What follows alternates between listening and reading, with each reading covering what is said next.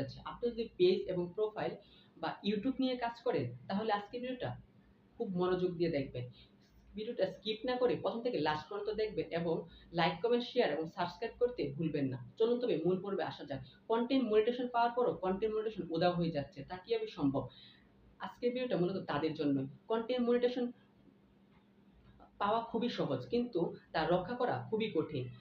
আমি একটা thoughts of বিল্ডারের একটা ভিডিও দেখছি। উনি বলেছেন যে ১ থেকে ১৫০ ভিডিও উনি ডিলিট করতে হইছে কনটেন্ট মনিটাইজেশন পাওয়ার পর। কারণ হচ্ছে উনার এই ভিডিওগুলো কপিরাইট ছিল। আর বিশেষ করে এই কপিরাইট গুলো আসে যারা আ ব্রেকডাউন মিউজিক ইউজ করেন। সো আপনি ব্রেকডাউন মিউজিক যদি ইউজ করেন তাহলে এখান থেকে সতর্ক থাকতে হবে।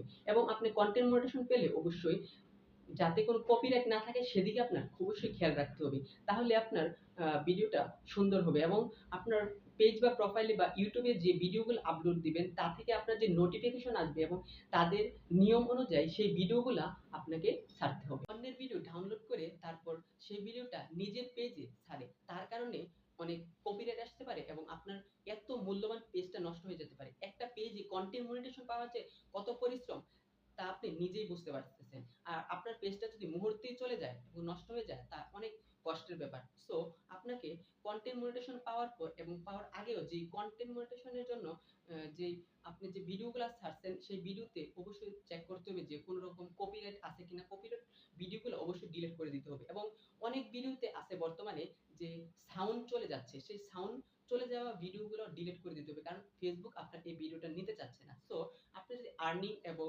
বাড়াতে চান এবং কনটেন্ট মনিটাইজেশন রক্ষা করতে চান এবং কনটেন্ট মনিটাইজেশন উম অনুযায়ী ভিডিও ছাড়তে চান তাহলে আপনি অবশ্যই সেই নোটিফিকেশন অনুযায়ী ভিডিও ছাড়বেন এবং আপনি সেই Facebook এবং YouTube থেকে অনেক ভালো মানের আর্নিং করতে পারেন। ধন্যবাদ সবাইকে।